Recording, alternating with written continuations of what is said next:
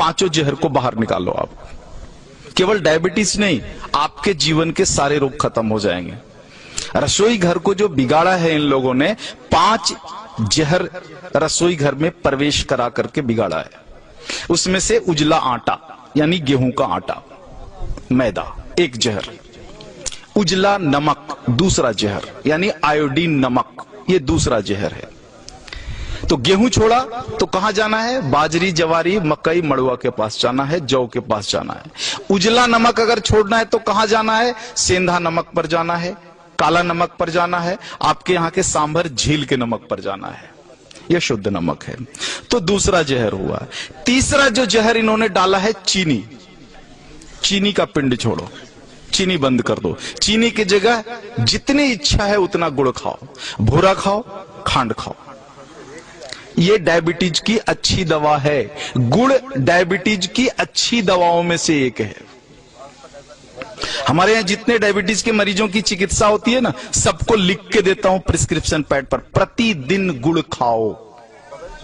हाँ, रसगुल्ला खाने का मन है, जरूर खाओ, गुड़ वाला खाओ। जिलेबी खाने का मन है, जरूर खाओ, गुड़ वाली जिलेबी खाओ। बालूशाही खाने का मन है, गुड़ वाली खा लो। जितना मीठा खाने का मन है खाओ, गुड़ वाली खा लो। तो तीसरा जो जहर है वो आपका चीनी है। हाँ। और जो चौथा जहर है वो है रिफाइन। हाँ, इस रिफाइन को बाहर निकालो। ये तेल नहीं है। आर्थराइटिक्स भी सबसे ज्यादा राजस्थान के लोगों को है। आर्थराइटिक्स, घुटने का दर्द, कमर का दर्द, माताओं को तो है ही, 100% राजस्थानी माताओं को है ये। कारण आपने इस शरीर को तेल और घी तो दिया नहीं, तेल के नाम पर रिफाइन दिया और घी के नाम पर बटर ऑयल दिया। कहते हो घी खाते हैं, लेकिन वास्तव में वो बटर ऑयल है, घी नहीं है। आप कहते हो तेल खाते हैं, तेल नहीं खाते, रिफाइन खाते हो आप। रिफाइन अलग है और तेल अलग है, दोनों एक नहीं हो सकता। तो इस रिफाइन को बाहर निकालो और तेल को लेकर के आ जाओ।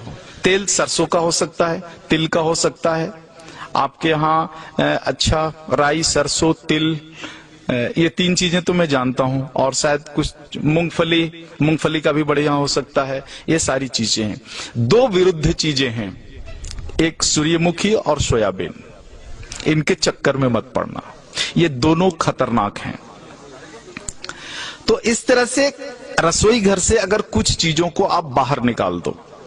2 मॉडर्न चीजें हैं, एक प्रेशर कुकर, हाँ, जो आपके रसोई घर का प्रेत है, प्रेत को बाहर निकालो।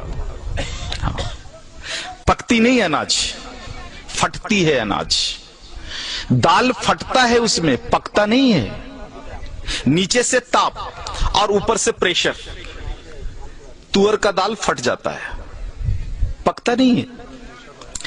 पकेगा तो मिट्टी की हांडी में धीरे धीरे, सने सने, धीमी आंच पर ही पकेगा। तुअर का पौधा जितने दिन तक मिट्टी में खड़ा रहता है, उसी हिसाब से समय लेगा हांडी में पकने के लिए। जल्दी कैसे पका लोगे आप? नहीं पका सकते। वो मिट्टी में 10 महीने तक खड़ा रहा है तो 10 मिनट तो लेगा ना चूल्हे पर पकने में। आप फटाफट 2 मिनट में पका लोगे, पकता नहीं, फट जाता है। अनाज को, फटा हुआ अनाज खाओगे तो गड़बड़ तो होगी ही, पका हुआ अनाज खाओ। प्रेशर कुकर में कोई भी अनाज नहीं पकता, केवल फटता है। तो इस प्रेत को बाहर निकाल दो।